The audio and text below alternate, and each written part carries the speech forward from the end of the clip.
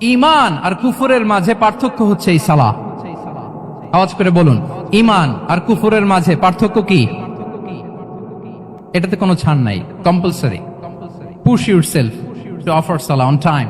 এটাই আমাদের আইডেন্টিটি। মুসলিম আইডেন্টিটির প্রথম কথা হচ্ছে সালাত। যার সালাত নাই তার ঈমান নাই। আওয়াজ করে বলেন, যার সালাত নাই তার কি নাই? আমাদের অনেক তরুণরা মুসলিম উম্মার মুক্তি কিভাবে হবে এটা নিয়ে খুব পেরেশান, কিন্তু সালাতের ব্যাপারে উদাসীন। এরকম আছে না নাই? এটা হইলো, এটা যায়। হ্যাঁ, যে ব্যক্তি মুসলিম উম্মার মুক্তি নিয়ে টেন্সড, সে সালাতে উদাসীন, এটা মেনে নেওয়া যায় না। তাহলে মুসলিম আইডেন্টিটি প্রোটেক্ট করতে হলে সর্বপ্রথম আমাদেরকে সালাতে যত্নবান হতে হবে, 1 নাম্বার। 2 নাম্বার হচ্ছে আল কোরআন আল কারীমের সাথে আমাদের অ্যাটাচমেন্টটাকে মজবুত করতে হবে। 1 নাম্বার হচ্ছে সালাত মুসলিম আইডেন্টিটির, 2 নাম্বার হচ্ছে কোরআন। আওয়াজ করে বলেন, 2 নাম্বার কি? কোরআনের সাথে আমাদের অ্যাটাচমেন্ট বাড়াইতে হবে। অনেকের কোরআনের ইন ডেপথ নলেজ অনেক ভালো, কোরআনের রিফ্লেকশন গুলো খুব ভালো জানে, কিন্তু কোরআন তেলাওয়াতের বেহাল দশা। এরকম আছে না? আবার আমাদের অনেক ভাইদের কোরআন তেলাওয়াত মাশাআল্লাহ খুব বিশুদ্ধ, কিন্তু তার আবার কোরআনের রিফ্লেকশন গুলো জানা নাই। দুইটাই আমাদের জন্য crisis. Recitation and reflection both are needed. দুইটাই লাগবে, দুইটাই লাগবে। যে প্রজন্ম কোরআন জানে না তারা কখনো সফল হতে পারে না। আই রিপিট, আমি আবারও বলছি, যে প্রজন্ম কোরআন জানে না তারা কখনো সফল হতে পারে। তাহলে আমাদের মুসলিম আইডেন্টিটিকে যদি প্রিজার্ভ করতে হয়, প্রোটেক্ট করতে হয়, প্রথমে আমাদেরকে সালাতের ব্যাপারে সোচ্চার হইতে হবে, সচেতন হইতে হবে। 2 নম্বরে কোরআনের সাথে আমাদেরকে অ্যাটাচমেন্ট বাড়াইতে হবে। কোরআন যেমনি বিশুদ্ধভাবে আমার আবৃত্তি করতে, তেলাওয়াত করতে জানতে হবে, আবার কোরআনের রিফ্লেকশন গুলো, কোরআনের শিক্ষাগুলো আমাদেরকে জানতে হবে। আমরা আল্লাহর দরবারে শুকরিয়া আদায় করছি যে আল্লাহ তাআলা আমাদেরকে ইসলাম দিয়ে ধন্য করেছেন। উই আর ব্লেসড উইথ ইসলাম। ঠিক কিনা বলেন? ইসলাম পেয়ে আমরা ধন্য, আলহামদুলিল্লাহ। এবং মজার ব্যাপার হচ্ছে আমাদেরকে ইসলামকে খুঁজে বের করতে হয়নি। অনেক নন মুসলিমদের স্টোরি আপনারা শুনবেন যে তারা নিজের সাথে নিজে যুদ্ধ করে, বোঝাপড়া করে, নিজেকে কনভিন্স করে তারপরে ইসলাম ধর্ম গ্রহণ করেছেন। রিভার্টেড মুসলিম, কনভার্টেড মুসলিম। কিন্তু তার বিপরীতে আমরা বাই বর্ন মুসলিম হিসেবে এই পৃথিবীতে এসেছি, আলহামদুলিল্লাহ। উই আর ব্লেসড উইথ ইসলাম। আমরা সবাই জানি যে ইসলাম শব্দের অর্থ হচ্ছে টু সারেন্ডার, কমপ্লিট সাবমিশন। আল্লাহ তাআলার আদেশের সামনে সারেন্ডার করা, নিজেকে ফুললি আল্লাহর কাছে সাবমিসিভ ওয়েতে প্রেজেন্ট করা, এটাই হচ্ছে ইসলাম। আল্লাহর আদেশের সামনে, আল্লাহর ইচ্ছার সামনে নিজেকে পেশ করা, কোনো যদি কিন্তু তবে ছাড়া। আই রিপিট, আমি আবারও বলছি, কোনো যদি কিন্তু তবে ছাড়া আল্লাহর আদেশের সামনে, আল্লাহর ইচ্ছার সামনে নিজেকে উজাড় করে দেওয়ার নাম হচ্ছে ইসলাম। আল্লাহর ইচ্ছার সামনে, আদেশের সামনে নিজেকে উজাড় করে দেওয়ার নাম কি? ইসলাম। ইসলামই হচ্ছে আমাদের আইডেন্টিটি, আমাদের আত্মপরিচয় এবং আমাদের সম্মান আল্লাহ রেখেছেন ইসলামে। তাহলে নিজেকে আমরা এমন ভাবে আল্লাহর কাছে প্রেজেন্ট করতে হবে, উপস্থাপন করতে হবে, এখানে কোনো যদি কিন্তু তবে কন্ডিশন থাকবে না। আল্লাহ আদেশ করেছেন তো মেনে নিয়েছি। নিজেকে উজাড় করে সঁপে দেয়া, ঠিক যেমনি সাইয়েদনা ইব্রাহিম আলাইহিস সালাম নিজেকে সঁপে দিয়েছিলেন।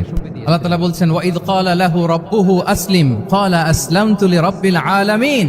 আল্লাহ তাআলা যখন সাইয়েদনা ইব্রাহিম আলাইহিস সালামকে বলেছিলেন যে ইব্রাহিম আসলিম মানে সারেন্ডার করো, আত্মসমর্পণ করো, তিনি কোনো যদি কিন্তু তবে এগুলোর আশ্রয় নিয়েছিলেন নাকি? বলেন তো না। আসলামতু লিরাব্বিল আলামিন, আল্লাহ আমি সারেন্ডার করলাম, আল্লাহ আমি আত্মসমর্পণ করলাম, আল্লাহ আমার নিজেকে আমি আপনার কাছে সঁপে দিলাম। এটাই হচ্ছে ইসলাম। এবং আমাদের সম্মান, আমাদের স্টেটাস, আমাদের ডিগনিটি, আমাদের মর্যাদা আল্লাহ তাআলা রেখেছেন এই ইসলামের ভেতরে। সাইয়েদনা ওমর ফারুক রাদিয়াল্লাহু তাআলা আনহু তিনি বলতেন, নাহনু কওমুন আ'আজ্জানাল্লাহু বিল ইসলাম। আমরা তো এমন জাতি যে জাতিকে আল্লাহ তাআলা ইসলাম দিয়ে সম্মানিত করেছেন। আমরা তো এমন জাতি যে জাতিকে আল্লাহ ইসলাম দিয়ে মর্যাদা দিয়েছেন। ফাইন ইবতাগাইনাল ইজ্জাতা বিগাইরিহি আদাল্লানাল্লাহ। ইসলাম ছাড়া অন্য কোথাও যদি আমরা সম্মান তালাশ করি, স্ট্যাটাস, ডিগনিটি, মর্যাদা তালাশ করি, তাহলে আল্লাহ তাআলা আমাদেরকে অপমানিত করে ছাড়বেন। তাহলে আওয়াজ করে বলুন তো, আমাদের সম্মান আর মর্যাদা ইসলামে। আওয়াজ করে বলি, আমাদের মর্যাদা সম্মান কোথায়? ইসলামে। And this is our identity. এটাই আমাদের আত্মপরিচয়। সম্মানিত সুধী মণ্ডলী, আমি আমার আজকের এই আলোচনায় 2টা বিষয়কে একটু টাচ করবার চেষ্টা করব। 1 নাম্বার হচ্ছে, why should we feel proud of our identity? আমাদের মুসলিম আইডেন্টিটি নিয়ে আমাদের কেন প্রাউড ফিল করা উচিত? ইসলাম যে কত মহিমান্বিত, কত চমৎকার একটা religion, an all encompassing way of life, এটা অনেক সময় আমরা উপলব্ধি করি না। তো আমরা বোঝার চেষ্টা করব যে কেন ইসলাম নিয়ে আমাদের প্রাউড ফিল করা উচিত। আমরা সবাই মুসলিম, এজন্যই কি ইসলাম অনন্য? আমি ইসলাম ধর্মের অনুসারী, তো গায়ের জোরে কি আমি ইসলামকে শ্রেষ্ঠ বলবো? শ্রেষ্ঠ বললে হবে না। আল্লাহ তাআলা এমন কিছু ক্যারেক্টারিস্টিক্স, এমন কিছু ফিচার দিয়ে ইসলামকে সৌন্দর্যমণ্ডিত করেছেন, বিউটিফাই করেছেন, ফলে বাই ডিফল্ট ইসলাম শ্রেষ্ঠ। আল্লাহু আকবার।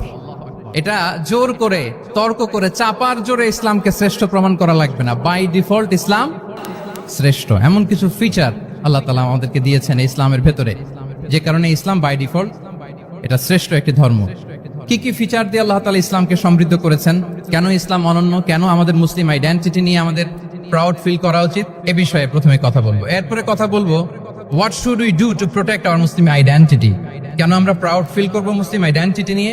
এরপরে কথা বলবো এই মুসলিম আইডেন্টিটিকে আমরা কিভাবে প্রোটেক্ট করতে পারি। তাহলে প্রথমে ইসলামকে আল্লাহ তাআলা কি কি অনন্য ফিচার, ক্যারেক্টারিস্টিক্স, বৈশিষ্ট্য দিয়ে ধন্য করেছেন। আমরা যদি এই টপিকে কথা বলি তাহলে দেখব যে আল্লাহ তাআলা ইসলামকে একটা knowledge based way of life বানিয়েছেন। এটা জ্ঞান ভিত্তিক ধর্ম। অজ্ঞতার সাথে, ইগনোরেন্সের সাথে এই ধর্মের কোনো সম্পর্ক নেই। এবং ইসলামের প্রথম যে বাণীটি, কোরআনের প্রথম যে আয়াতটি, দ্য ভেরি ফার্স্ট ভার্স আল্লাহ তাআলা যে নাজিল করেছেন, সেখানেও আল্লাহ তাআলা আমাদেরকে জ্ঞানার্জনের কথা বলেছেন। হেরা গুহায় সূরা আলাকের প্রথম যে আয়াতটি নাজিল হয়েছে সেটি কি ছিল? ইকরা। আওয়াজ করে বলুন, সেটি কি? ইকরা বিসমি রাব্বিকাল্লাযী খালাক, read in the name of your lord who has created, পড়ো তোমার প্রভুর নামে যিনি শিখিয়েছেন। তাহলে ইসলামের প্রথম কথাই হচ্ছে পড়ো, এক্সপ্লোর করো, ইনোভেট করো, ডেভেলপ করো। ইসলামের প্রথম কথাই হচ্ছে পড়া। জ্ঞানের সাথে নিজেকে জুড়ে রাখো, অজ্ঞতার সাথে ইসলামের কোনো সম্পর্ক। এবং জ্ঞানকে আল্লাহ রাসূল সাল্লাল্লাহু আলাইহি ওয়া আলিহি ওয়াসাল্লাম বিশ্বময় ছড়িয়ে দিতে বলেছেন। Knowledge has no boundaries. তিনি বলেছেন বাল্লিগু আন্নি ওয়ালাউ আয়া, একটি আয়াত হলেও আমার পক্ষ থেকে গোটা বিশ্বে ছড়িয়ে দাও। এবং জ্ঞানের রাস্তায়, জ্ঞানের পথে যে অগ্রসর হয়, আল্লাহর হাবিব সাল্লাল্লাহু আলাইহি ওয়া আলিহি ওয়াসাল্লাম বলেন, যে ব্যক্তি জ্ঞানের পথে অগ্রসর হয় সে মূলত জান্নাতের পথেই অগ্রসর হয়। মান সালাকা তরিকান ইয়ালতামিসু ফীহি ইলমান সাহালাল্লাহু লাহু তরিকান ইলাল জান্নাহ, যে জ্ঞান অর্জনের জন্য সামনে আগায় সে মূলত জান্নাতের দিকে আগায়। আল্লাহু আকবার। তাহলে ইসলাম একটা নলেজ বেসড রিলিজিয়ন। এখানে আমাদের গোজামিল দেওয়ার কোনো সুযোগ নাই, এটা জ্ঞান ভিত্তিক ধর্ম। এজন্য এই ধর্ম পেয়ে এই ওয়ে অফ লাইফ যে আমরা প্র্যাকটিস করি, আমাদের প্রাউড ফিল করার দরকার আছে না নাই? বলেন, প্রাউড ফিল হয় না? আচ্ছা, এক নাম্বার হচ্ছে নলেজ বেসড রিলিজিয়ন। দ্বিতীয়ত হচ্ছে ইসলাম হচ্ছে দ্বীনুল ইনসানিয়া, মানবতার ধর্ম। মানবতাকে ইসলাম অনেক গুরুত্ব দেয়। মানুষের সম্মান, মর্যাদা সবচাইতে বেশি। ইসলাম মানুষকে বলে আশরাফুল মাখলুকাত। আল্লাহ তাআলা বলছেন ওয়ালাকাদ কাররামনা বানি আদম, I have dignified the status of the son of Adam. আদমের সব সন্তানদেরকে আমি মর্যাদা দিয়েছি। তিনি বলেননি যে আমি মুমিনদেরকে শুধু মর্যাদা দিয়েছি, শুধু মুসলিমদের মর্যাদা দিয়েছি, কেবলমাত্র মুসল্লিদেরকে মর্যাদা দিয়েছি, এমন তিনি বলেননি। ওয়ালাকাদ কাররামনা বানি আদম, গোটা বনি আদমকে, মুসলিম অমুসলিম নির্বিশেষে সব বনি আদমকে আমি সম্মানিত করেছি। আল্লাহু আকবার।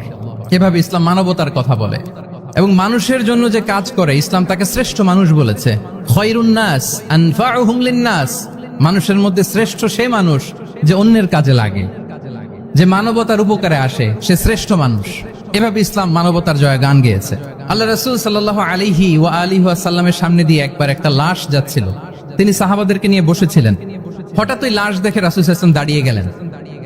সাহাবারা বললেন, ইয়া রাসূলুল্লাহ, ইন্নাহু ইয়াহুদি, এটা ইহুদির লাশ। কার লাশ?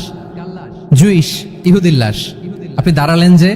রাসূল সাল্লাল্লাহু আলাইহি ওয়াসাল্লাম বললেন, আওয়ালাইসাত নাফসান, সে হোক ইহুদি, সে কি মানুষ নয়? এটা কি একটা প্রাণ নয়? এটা কি একটা আত্মা নয়?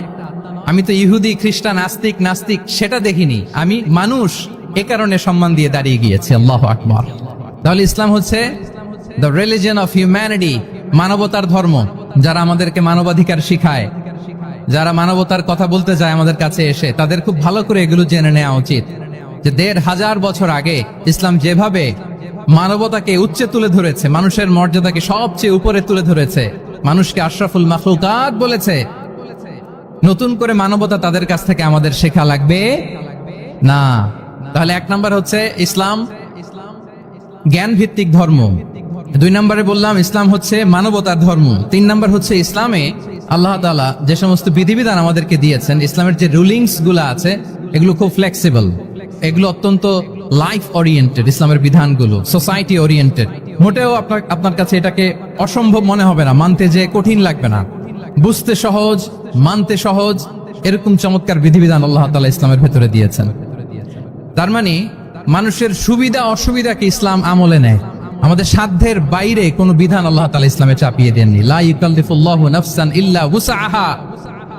সাধ্যের বাইরে আল্লাহ তাআলা কোনো বিধান আমাদের উপর চাপিয়ে দেন নাই। কোনো কিছু যদি আমাদের আউট অফ ক্যাপাসিটি হয়, এরকম কোনো বিধান আল্লাহ আমাদেরকে দেন নাই। বরং ইসলামের সবগুলো বিধান আপনার কাছে খুবই যুক্তি সুলভ লাগবে, খুবই স্বভাব সুলভ লাগবে, আপনার নেচারের সাথে, আপনার চাহিদার সাথে এটা খুব যায়, খুব স্যুট করে, এমন বিধান আল্লাহ তাআলা দিয়েছেন। আল্লাহ তাআলা বলছেন ওয়ামা জাআলা আলাইকুম ফিদ-দীন মিন হারাজ। দ্বীনের ভেতরে, ইসলামের ভেতরে আমি কোনো হারাজ রাখিনি, জটিলতা রাখিনি, কাঠিন্যতা রাখিনি, বরং সহজ করে ইসলামকে তোমাদের জন্য আমি দিয়েছি। অন্যত্র আল্লাহ তাআলা বলছেন ইউরিদুল্লাহু বিকুমুল ইউসরা ওয়ালা ইউরিদু বিকুমুল উসর। আল্লাহ তোমাদের জন্য সহজ চান, কঠিন চান না।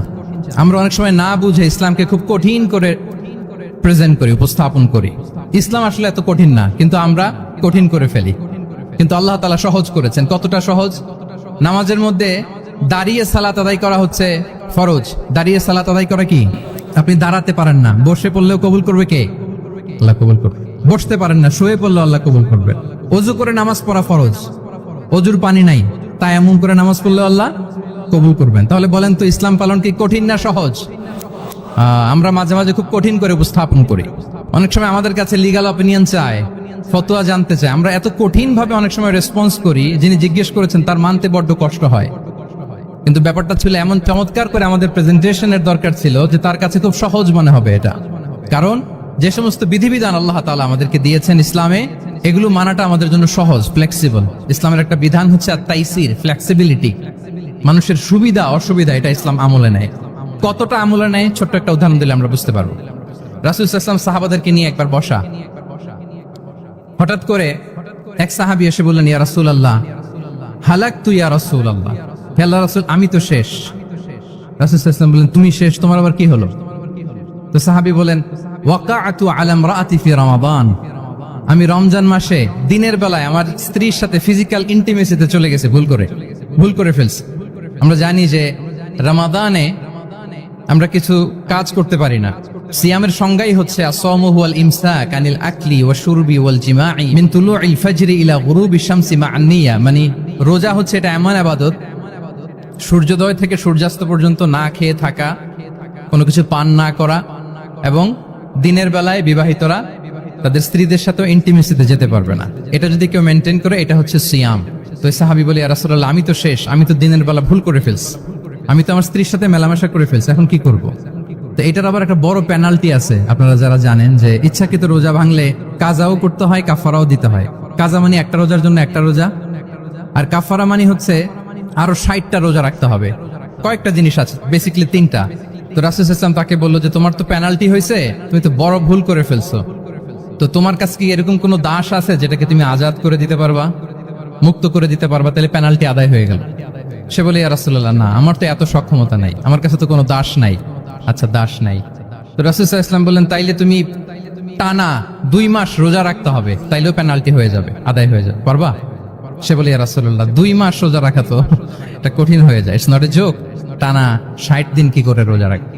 তো রাসূল সাল্লাল্লাহু আলাইহি ওয়াসাল্লাম বললেন এটাও পারবে না, তাহলে 60 জন মিসকিনকে খাবার খাইয়ে দিতে হবে এজ এ পেনাল্টি। এটা বড় অন্যায় করে ফেলছো, 60 জন মিসকিনকে খাবার খাওয়াবে, এটা পারবা? সে বলে ইয়া রাসূলুল্লাহ এটাও পারবো না। তাহলে কয়টা অপশন দিয়েছিলেন রাসূল সাল্লাল্লাহু আলাইহি ওয়াসাল্লাম? আওয়াজ করে বলেন তো কয়টা? একটাও উনি পারবে না। দাসও আজাদ করতে পারবে না, 2 মাস রোজাও রাখতে পারবে না, 60 জনকে খাওয়াতেও পারবে না। তো রাসূল সাল্লাল্লাহু আলাইহি ওয়াসাল্লাম বলেন কিছুই যখন পারবে না, কি আর করা, যাও একটু অপেক্ষা করো, দেখি কি করা যায় তোমাকে নিয়ে। তো রাসূল সাল্লাল্লাহু আলাইহি ওয়াসাল্লাম অন্যান্যদের প্রশ্নের উত্তর দিচ্ছিলেন, সময় যাচ্ছে হঠাৎ করে রাসূল সাল্লাল্লাহু আলাইহি ওয়াসাল্লামের দরবারে এক ঝুড়ি সাদাকার খেজুর আসলো, এক ঝুড়ি। তো সাদাকার এক ঝুড়ি খেজুর দেখে রাসূল সাল্লাল্লাহু আলাইহি ওয়াসাল্লাম বললেন ওই ব্যক্তিকে ডাকো যার কিছু নাই, কিছুই করতে পারবে না। ডেকে আনা হলো। রাসূল সাল্লাল্লাহু আলাইহি ওয়াসাল্লাম বললেন যাও, তুমি তো কিছুই করতে পারবে না, এই এক ঝুড়ি চ্যারিটির খেজুর, সাদাকার খেজুর তুমি গরিবদের মাঝে বিতরণ করে দাও, তাসাদদাক বিহা, এটা বিতরণ করে দাও, তাইলে আশা করি আল্লাহ তোমাকে মাফ করবে। তো ওই সাহাবী বলে, ইয়া রাসূলুল্লাহ আলা আফকারা মিন্না ইয়া রাসূলুল্লাহ, আমার চেয়েও গরিব কাউকে খুঁজে বের করে দান করতে হবে? রাসূল সাল্লাল্লাহু আলাইহি ওয়াসাল্লাম বললেন, হ্যাঁ, গরিবকেই তো দিতে হবে। তো উনি বললেন যে রাসূলুল্লাহ, পুরো মদিনার তল্লাটে আমার চাইতে গরিব কেউ আর নাই, আমি সবচাইতে গরিব।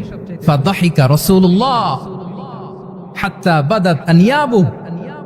এই কথা শুনে রাসূল সাল্লাল্লাহু আলাইহি ওয়াসাল্লাম হেসে দিলেন, এত হেসে দিলেন যে রাসূল সাল্লাল্লাহু আলাইহি ওয়াসাল্লাম এই পাশের চোয়ালের দাঁত দেখা গেল। এত বেশি হাসেন না উনি, নিজেকে ধরে রাখতে পারলেন না, হাসি আটকে রাখতে পারলেন না। ফাদাহিকা রাসূলুল্লাহ, হেসে দিলেন। হাত্তা বাদাত আনিয়াবু, ওনার দাঁতের এ পাশ ও পাশ দেখা গেল। তো রাসূল সাল্লাল্লাহু আলাইহি ওয়াসাল্লাম বললেন, যাও, দাস মুক্তি করতে পারবো না, 2 মাস রোজাও রাখতে পারবা না, তারপরে 60 জনকে খাবারও খাওয়াতে পারবো না, এখন দিলাম চ্যারিটির 1 ঝুড়ি খেজুর, এটা গরিবদের মধ্যে দান করে দাও। তুমি বলো যে তোমার চেয়ে গরিব আর কেউ নাই, তো কি করা, যাও তুমি তোমার ফ্যামিলি নিয়ে এটা খাও, তোমার ফ্যামিলির মেম্বার্স যারা আছে এদেরকে নিয়ে এটা কি করো, খাও। দেখেন আমাদের সুবিধা অসুবিধাকে ইসলাম কতটা বিবেচনায় নেয়। আসছিল পেনাল্টি দিতে, কথা বুঝতেছেন আমার? ওই সাহাবী রাসূল সাল্লাল্লাহু আলাইহি ওয়াসাল্লামের কাছে আসছিল কি দিতে, পেনাল্টি। এখন নিয়ে গেল কি, 1 ঝুড়ি।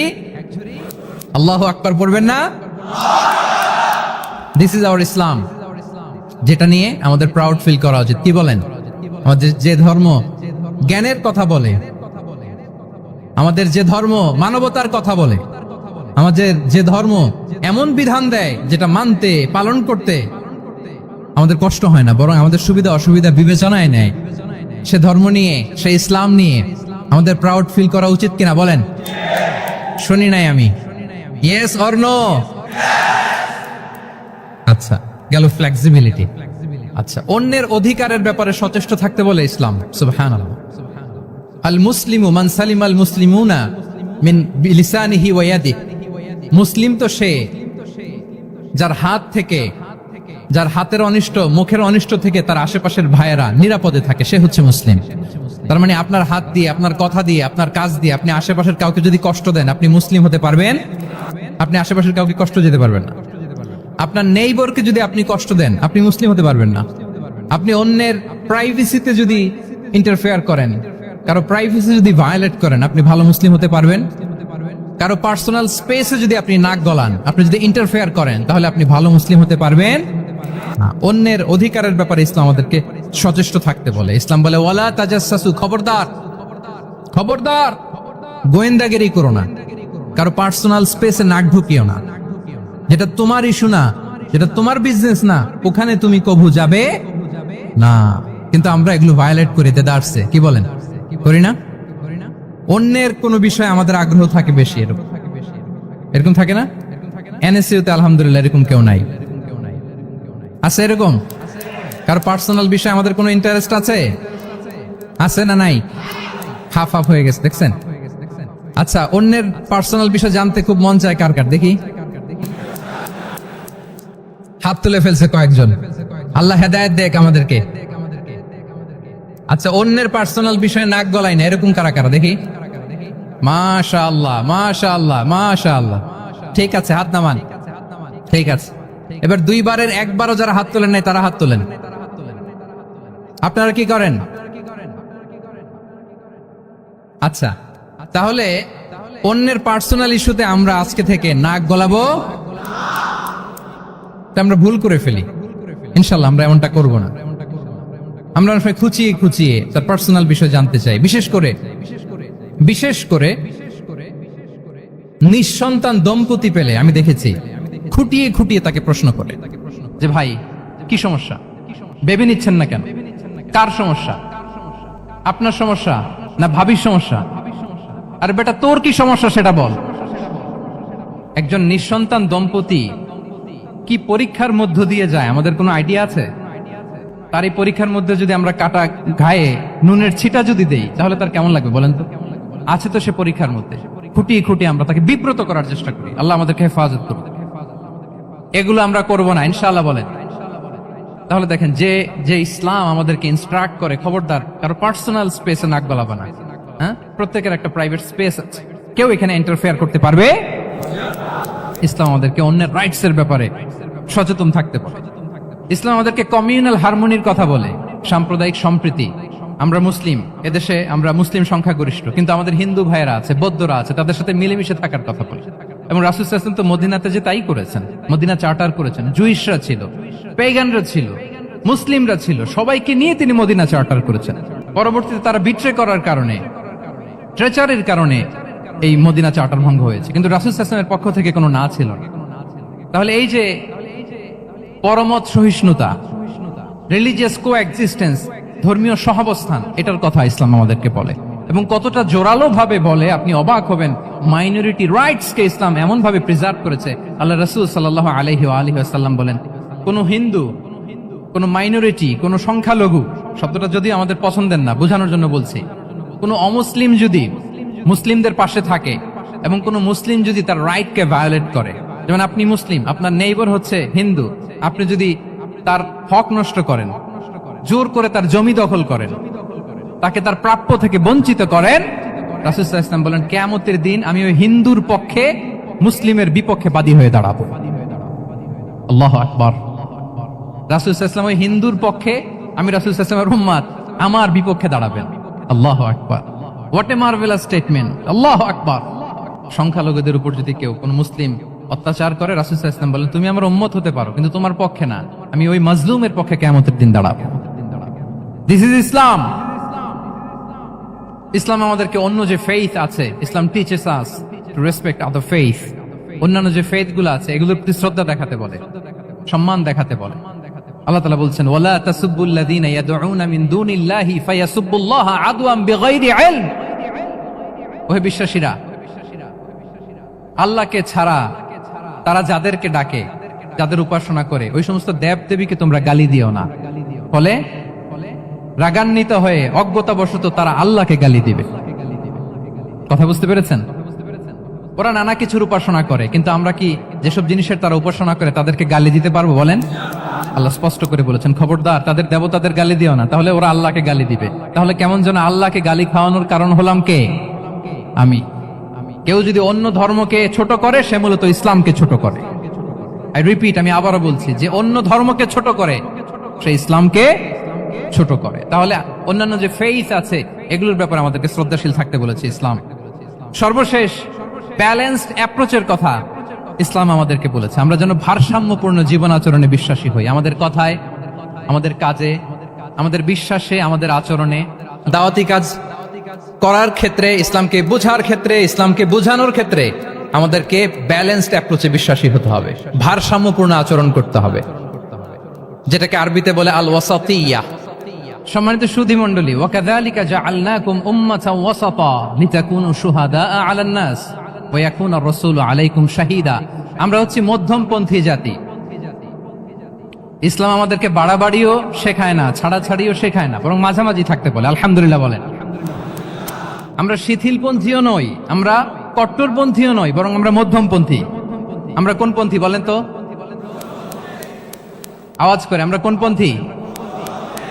আমরা মধ্যমপন্থী। তাহলে ইসলাম বোঝার ক্ষেত্রে, বোঝানোর ক্ষেত্রে, ইসলাম পালন করার ক্ষেত্রে, অনুশীলন করার ক্ষেত্রে আমাদেরকে মধ্যম পন্থা অবলম্বন করতে হবে। বাড়াবাড়িও করা যাবে না, ছাড়াছাড়িও করা যাবে। আমরা শিথিলপন্থীও নই, কট্টরপন্থীও নই, আমরা হচ্ছে মধ্যমপন্থী। তাহলে এরকম অনেকগুলো ফিচার দিয়ে আল্লাহ তাআলা ইসলামকে বৈশিষ্ট্যমণ্ডিত করেছেন। আমি কেবলমাত্র 7টি উল্লেখ করেছি। আচ্ছা, আপনাদের কাছে কি মনে হয় এই যে ফিচারগুলো দিয়ে আল্লাহ তাআলা ইসলামকে বৈশিষ্ট্যমণ্ডিত করেছেন, ওই ইসলাম পেয়ে এই মুসলিম আইডেন্টিটি নিয়ে আমাদের প্রাউড ফিল করা উচিত নাকি উচিত না বলেন? Of course, absolutely we should feel proud of our Muslim identity. যে ইসলাম আল্লাহ তাআলা আমাদেরকে দিয়েছেন, এই মুসলিম আইডেন্টিটি নিয়ে আমাদেরকে অবশ্যই গর্ব করা উচিত। এখন আমি বলবো, what should we do to protect our Muslim identity? এই যে আমরা ইসলাম পেলাম, আপনারা বলেছেন যে আমরা ব্লেসড উইথ ইসলাম, ইসলাম পেয়ে আমরা ধন্য। আমাদের এই মুসলিম পরিচয়, এটাকে আমরা রক্ষা করব কিভাবে? এখানে বেশিরভাগ তরুণ যুবক, মাশাআল্লাহ, আপনাদের উদ্দেশ্যে সামান্য কয়েকটি পয়েন্টস বলেই যে আমাদের মুসলিম আইডেন্টিটিকে আমরা কিভাবে প্রোটেক্ট করব, কয়েকটা পয়েন্ট বলেই আমি আমার আলোচনা শেষ করবো ইনশাআল্লাহ বিইذনিল্লাহ। মৌলিকভাবে যদি বলতে হয়, আমাদের এই মুসলিম আইডেন্টিটি যদি আমাদেরকে প্রিজার্ভ করতে হয়, প্রোটেক্ট করতে হয়, সর্বপ্রথম যেটা আমাদেরকে করতে হবে সেটা হচ্ছে অন টাইমে আমাদেরকে সালাত আদায় করতে হবে। Times prayer on time. Push yourself to go to মস্ক for offering সালাত। নিজেকে পুশ করতে হবে। প্রথম হিসেব নিবেন। এনএসইউর যুবক ভাইয়েরা আমার দিকে তাকান। প্রথম আল্লাহ তাআলা হিসেব নিবেন কিয়ামতের ময়দানে এই সালাতের। আউয়ালু মা ইউহাসাবু বিহিল আবদু ইয়াউমাল কিয়ামাতি আস-সালাহ। সর্বপ্রথম আল্লাহ তাআলা সালাতের হিসাব নেবেন। এই সালাতের হিসাব যদি আমরা সুন্দর করে দিতে পারি, সব সুন্দর হয়ে যাবে। এবং ঈমান আর কুফরের মাঝে পার্থক্য হচ্ছে এই সালাহ। আওয়াজ করে বলুন, ঈমান আর কুফরের মাঝে পার্থক্য কি? এটাতে কোনো ছাড় নাই, compulsory. Push yourself to offer Salah on time. এটাই আমাদের আইডেন্টিটি। মুসলিম আইডেন্টিটির প্রথম কথা হচ্ছে সালাত। যার সালাত নাই তার ঈমান নাই। আওয়াজ করে বলেন, যার সালাত নাই তার কি নাই? আমাদের অনেক তরুণরা মুসলিম উম্মার মুক্তি কিভাবে হবে এটা নিয়ে খুব পেরেশান, কিন্তু সালাতের ব্যাপারে উদাসীন। এরকম আছে না নাই? এটা হইল? এটা যায়? হ্যাঁ, যে ব্যক্তি মুসলিম উম্মার মুক্তি নিয়ে টেন্সড, সে সালাতে উদাসীন, এটা মেনে নেওয়া যায়? তাহলে মুসলিম আইডেন্টিটি প্রোটেক্ট করতে হলে সর্বপ্রথম আমাদেরকে সালাতে যত্নবান হতে হবে, 1 নাম্বার। 2 নাম্বার হচ্ছে আল কোরআন আল কারীমের সাথে আমাদের অ্যাটাচমেন্টটাকে মজবুত করতে হবে। 1 নাম্বার হচ্ছে সালাত মুসলিম আইডেন্টিটির, 2 নাম্বার হচ্ছে কোরআন। আওয়াজ করে বলেন, 2 নাম্বার কি? কোরআনের সাথে আমাদের অ্যাটাচমেন্ট বাড়াইতে হবে। অনেকের কোরআনের ইন ডেপথ নলেজ অনেক ভালো, কোরআনের রিফ্লেকশন গুলো খুব ভালো জানে, কিন্তু কোরআন তেলাওয়াতের বেহাল দশা। এরকম আছে না? আবার আমাদের অনেক ভাইদের কোরআন তেলাওয়াত মাশাআল্লাহ খুব বিশুদ্ধ, কিন্তু তার আবার কোরআনের রিফ্লেকশন গুলো জানা নাই। দুইটাই আমাদের জন্য crisis. Recitation and reflection both are needed. দুইটাই লাগবে। যে প্রজন্ম কোরআন জানে না তারা কখনো সফল হতে পারে না। আই রিপিট, আমি আবারও বলছি, যে প্রজন্ম কোরআন জানে না তারা কখনো সফল হতে পারে। তাহলে আমাদের মুসলিম আইডেন্টিটিকে যদি প্রিজার্ভ করতে হয়, প্রোটেক্ট করতে হয়, প্রথমে আমাদেরকে সালাতের ব্যাপারে সোচ্চার হইতে হবে, সচেতন হইতে হবে। 2 নম্বরে কোরআনের সাথে আমাদেরকে অ্যাটাচমেন্ট বাড়াইতে হবে। কোরআন যেমনি বিশুদ্ধভাবে আমার আবৃত্তি করতে, তেলাওয়াত করতে জানতে হবে, আবার কোরআনের রিফ্লেকশন গুলো, কোরআনের শিক্ষাগুলো আমাদেরকে জানতে হবে। দুটো গেল। 3 নম্বর হচ্ছে হালাল হারাম কনসার্ন। হালাল যদি আপনি মেনটেন না করেন, আপনার কোনো মুসলিম আইডেন্টিটি নাই। আল্লাহ বলছেন, কুলু মিম্মা ফিল আরদি হালালান তাইয়্যিবা। এই জমিনে যেগুলোকে আমি হালাল করেছি এগুলো তোমরা কনজিউম করো। সম্মানিত শুধু খেয়াল রাখবেন, হালালের ভেতরেই বরকত আছে। হালালে কি আছে?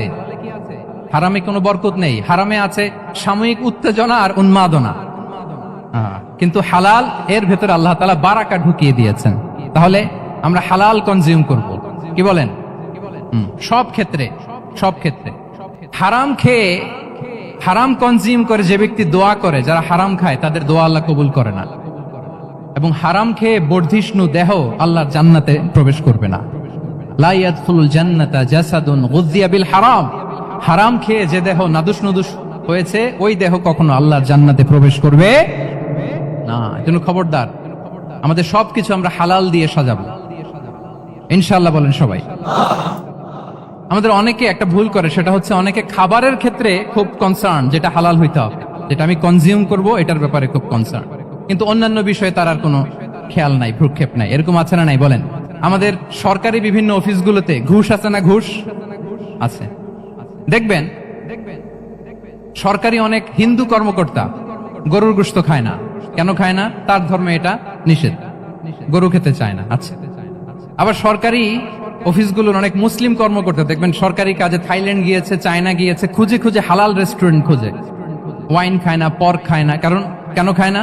এটা ইসলামে নিষেধ। কিন্তু 2 অফিসারই, মুসলিম অফিসার, হিন্দু অফিসার, দুইজনই আবার ঘুষ খায়। হয় না এরকম? হিন্দু অফিসার গরুর গোশত খায় না, তার ধর্মে নিষেধ। মুসলিম অফিসার ওয়াইন খায় না, পর্ক খায় না, তার ধর্মে নিষেধ।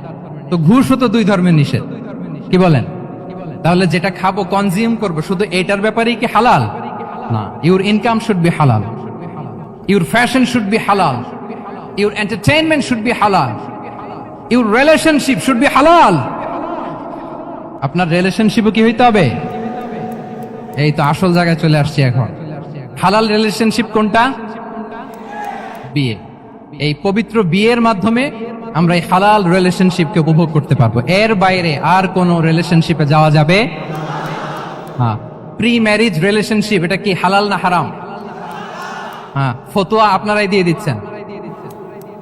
বলেন, বিবাহ বহির্ভূত যে কোনো রিলেশনশিপ হালাল নাকি হারাম? এক্সট্রা ম্যারিটাল যে কোনো রিলেশনশিপ বলেন, হালাল নাকি হারাম? সাবধান হইতে হবে। তাহলে হালালের সাথে আমাদের সম্পর্কটাকে জোরদার করতে হবে। আচ্ছা, আপনারা আমার সাথে আছেন তো?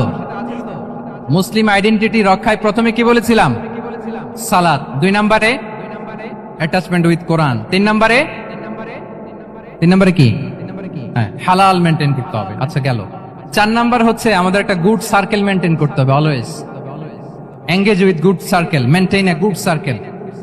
যত টক্সিক পিপল আছে এদেরকে ইগনোর করবেন, দূরে থাকবেন। আপনাকেও ভালো করতে দিবে না, নিজেরাও ভালো থাকবেন, এরকম আছে না নাই? ভালো স্টাডি সার্কেল মেনটেন করব আমরা। দিনের মৌলিক বিষয়গুলো শেখার জন্য একটা ভালো সার্কেল মেনটেন করব। এমন সার্কেলে থাকবেন, এমন লোককে বন্ধু বানাবেন যাকে দেখলেই আল্লাহর কথা স্মরণ হয়। কি বলেন? এরকম একটা ভালো পরিবেশ খুঁজে নেন, একটা দ্বীনি সার্কেল খুঁজে নেন। Never stop learning Islamic knowledge. যারা এই যে নলেজ শেয়ারিং সেশন করে, ইসলামিক হালাকা করে, কোরআনিক স্টাডি সার্কেল করে, এই সার্কেলগুলোর সাথে আমরা থাকবো ইনশাআল্লাহ। কি বলেন? সবাই থাকবেন তো? তা না হলে মুসলিম আইডেন্টিটি আমরা প্রোটেক্ট করতে পারবো। আচ্ছা, 5 নম্বরে হচ্ছে এঙ্গেজ উইথ গুড ওয়ার্ক।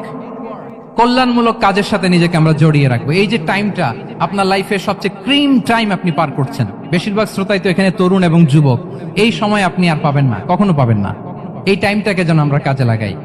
এমন সময় আপনারা পার করছেন, আপনারা চাইলে বাতাসের গতিকে আপনারা পাল্টে দিতে পারেন, সাগরের স্রোতকে উল্টে দিতে পারেন, আপনারা চাইলে ইতিহাস গড়তে পারেন।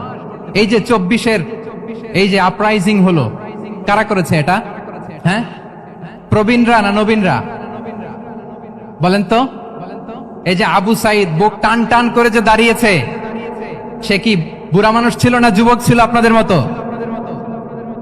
আল্লাহ রাসূল সাল্লাল্লাহু আলাইহি ওয়া আলিহি ওয়াসাল্লাম তিনি বলেন, ইগতানিম খামসান ক্বাবলা খামসিন। 5 জিনিস ফুরিয়ে যাওয়ার আগে 5 জিনিসকে গনিমত মনে করো, গুরুত্বপূর্ণ মনে করো। এর মধ্যে একটা হচ্ছে শাবাবাকা ক্বাবলা হারামিক। তোমার বার্ধক্য আসার আগে তোমার এই যৌবনকে, প্রৌঢ়ত্বের আগে এই যৌবনকে কাজে লাগাও। এবং কিয়ামতের দিন আল্লাহ তাআলা 7 শ্রেণীর ব্যক্তিকে তার সুশীতল আরশের নিচে ছায়া দিবেন, যেদিন আল্লাহর আরশের সুশীতল ঠান্ডা ছায়া ছাড়া আর কোনো ছায়ার ব্যবস্থা থাকবে না। ওই 7 শ্রেণীর ব্যক্তির মধ্যে এক ব্যক্তি হচ্ছে ওয়াশাবুন নাশাআ ফি ইবাদাতিল্লাহ। এমন যুবক যে আল্লাহর ইবাদতে তার যৌবনকে কাটিয়েছে। বলেন, ওইরকম যুবক হতে আমরা চাই কি চাই না? তাহলে আমাদের এই যৌবনকে আমরা কাজে লাগাবো। 6 নম্বরে হচ্ছে কনসিস্টেন্সি, ধারাবাহিকতা। আরবিতে বলে আল মুদাওয়ামা। এই যে আজকে মাশায়েখরা এখানে কথা বলবেন, এত মোটিভেটেড হইছেন, কালকে থেকে মাশাআল্লাহ নামাজ, নফল রোজা, কোরআন তেলাওয়াত শুরু করছেন, কিন্তু 10 দিন পরে আবার শেষ, 1 সপ্তাহ পরে আবার আর নাই মোটিভেশন। এরকম হয় কি হয় না? আমরা কি শুধু 7 দিনের জন্য মোটিভেশন নেব আজকের কনফারেন্স থেকে, নাকি আজীবনের জন্য নেব? আজীবনের জন্য নেব। ধারাবাহিক ভাবে রেগুলার আমরা কিছু নফল ইবাদত করব, রেগুলার আমরা আধা পৃষ্ঠা হলেও আল্লাহর কিতাব কোরআন তেলাওয়াত করব, প্রতিদিন 2টি আয়াত হলেও আমরা অর্থ পড়ব, একটি হলেও আল্লাহ রাসূল সাল্লাল্লাহু আলাইহি ওয়াসাল্লামের হাদিস আমরা পড়ব। তাহলে ধারাবাহিক আমল আল্লাহর কাছে খুব প্রিয়। আহাব্বুল আ'মালি ইলাল্লাহি আদওয়ামুহা ওয়া ইন কাল্লা। রাসূল সাল্লাল্লাহু আলাইহি ওয়াসাল্লাম বলেন, আল্লাহর কাছে সবচাইতে প্রিয় আমল ওইটা যেটা আমার বান্দা নিয়মিত করে, ধারাবাহিক ভাবে করে, যদিও পরিমাণে ওইটা অল্প, যদিও পরিমাণে সেটা কি অল্প। তাহলে এই মোটিভেশনকে আমরা কন্টিনিউ করব ইনশাআল্লাহ। বলেন সবাই। সব শেষে খুবই গুরুত্বপূর্ণ হাম্বলনেস, বিনয় থাকতে হবে আমাদের, ডাউন টু আর্থ হইতে হবে। আমাদের মুসলিম আইডেন্টিটির সাথে অ্যারোগেন্সের কোনো সম্পর্ক নাই। ওমা তাওয়াদা আহাদুন লিল্লাহি ইল্লা রাফাআহুল্লাহ। রাসূল সাল্লাল্লাহু আলাইহি ওয়াসাল্লাম বলেন, যে আল্লাহর জন্য বিনয়ী হয়, নিচু হয়, আল্লাহ তাকে সম্মানিত করেন। বলেন, আমরা সম্মানিত হতে চাই কি চাই না? রাসূল সাল্লাল্লাহু আলাইহি ওয়াসাল্লাম দোয়া করতেন, আল্লাহুম্মা জাআলনি সাবুরা ওয়া জাআলনি শাকুরা ওয়া জাআলনি ফি আইনি সাগীরা ওয়া ফি আ'য়ুনিন নাসি কাবীরা। হে আল্লাহ, আপনি আমাকে শুকরগুজার বান্দা বানান। হে আল্লাহ, আপনি আমাকে ধৈর্যশীল বান্দা বানান। হে আল্লাহ, আপনি আমাকে আমার নিজের চোখে আমাকে ছোট বানান, মানুষের চোখে আপনি আমাকে বড় বানান। রাসূল সাল্লাল্লাহু আলাইহি ওয়াসাল্লাম নিজ চোখে ছোট থাকতে চেয়েছেন, ফলে গোটা বিশ্বের চোখে রাসূল সাল্লাল্লাহু আলাইহি ওয়াসাল্লামকে বড় মহামানব বানিয়েছেন কে? এখন আপনি নিজের চোখেই যদি বলেন যে আমি অনেক বড়, তাহলে হবে না। এই হাম্বলনেসটা আমাদের থাকতে হবে। সম্মানিত ভাইয়েরা, আমাদের অনেক তরুণদেরকে আমি দেখি যে নতুন দিনে ফিরেছে, নতুন তার মধ্যে উপলব্ধি আসছে, রিয়েলাইজেশন আসছে যে আগে রং ট্র্যাকে ছিলাম, এখন রাইট ট্র্যাকে আসতে চাই, ইসলামকে অনুশীলন করতে চাই। আলহামদুলিল্লাহ, খুব ভালো। তো তার যখন রিয়েলাইজেশন আসছে, সে কিছু পড়াশোনা শুরু করে দেয়, কিছু পড়াশোনা করে, কিছু স্কলারসদের লেকচার শুনে। তো অনেক তরুণের মধ্যে এই সমস্যাটা একটা কমন ফেনোমেনা, যে একটু পড়াশোনা করে একটু কিছু স্কলারসদের লেকচার শুনেই ও মনে করে যে আমি সব জেনে গেছি। কি মনে করে? আমি সব জেনে গেছি। এরপরে এখানেই ক্ষান্ত হয় না, এরপরে সে ভুল ধরতে আরম্ভ করে স্কলারসদের। সে বলে যে উনি এই ভুল করছে, উনি এই ভুল করছে, উনি ভ্রান্ত, উনি বাতিল। এরকম একটা কমন ফেনোমেনা আমাদের মধ্যে আছে না নাই বলেন? না, অ্যাবসলিউটলি রং। শিক্ষানবিশ যারা, তারা এটা করবে না। কিছুই শিখেননি আপনি, কিছুই জানেননি, এখনো অনেক দূর যেতে হবে আপনাকে।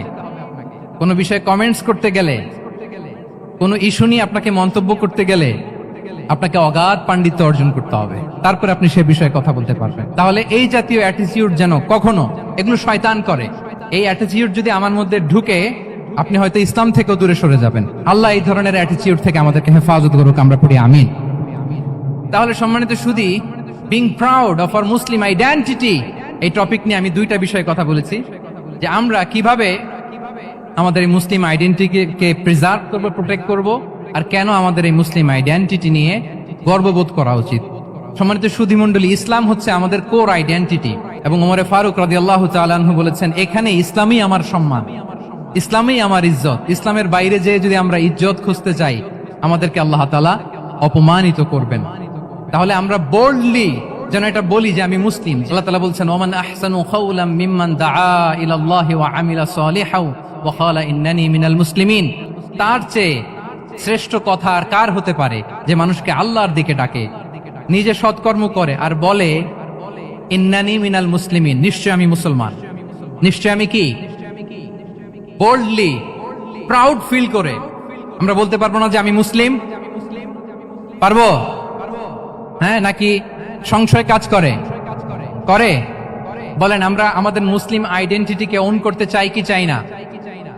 সবাই চাই। আমাদের আসল পরিচয় কি বলেন? মুসলিম। এরকম মুষ্টিবদ্ধ হাত উঁচু করে বলেন, আমাদের পরিচয় কি? আমি প্রশ্ন করলে উত্তর দিতে পারবেন? আওয়াজ করে বলেন, আমি কে? তুমি কে? এনএসইউ মেক এ নয়েজ, আমি কে? তুমি কে? আমি কে? তুমি কে? ওয়াকালা ইন্নানি মিনাল মুসলিমিন। তার চেয়ে শ্রেষ্ঠ ঘোষণা, শ্রেষ্ঠ কথার কার হতে পারে, যে বলে যে আমি মুসলিম। এটাই আমাদের আসল পরিচয়। আমরা যেন হৃদয় থেকে আমাদের এই মুসলিম আইডেন্টিটিকে ওন করতে পারি। আল্লাহ তাআলা আমাদেরকে তৌফিক দান করুক, আমরা বলি আমিন। সম্মানিত সুধী মণ্ডলী, ইসলাম হচ্ছে সময়ের অপরিহার্য বাস্তবতা। ইসলাম আমাদেরকে সঠিক জীবন দর্শন শেখায়। আপনি জীবনে সুখী হতে চান, সমৃদ্ধ হতে চান, সফল হতে চান, জীবনের প্রতিটি অঙ্গনে আপনি ইসলামকে প্র্যাকটিস করুন, আপনি সুখী হবেন, for sure, I am telling you. কারণ ইসলামের ছায়াতলেই রয়েছে আমার, আপনার, আমাদের সকলের আলোক স্নাত মুক্তি। আল্লাহ তাআলা আমাদের সবাইকে কথাগুলো বোঝার ও আমল করার তৌফিক দান করুক। আমি আবারও এনএসইউ কর্তৃপক্ষকে অন্তরের অন্তঃস্থল থেকে এরকম চমৎকার একটি কোরআনিক কনফারেন্স এবং সির এক্সিবিশনের আয়োজনের জন্য ধন্যবাদ জানাই। যারা দীর্ঘ সময় জুড়ে আমার লেকচারটি শুনলেন, আপনাদের সবাইকে আবারও শুভেচ্ছা।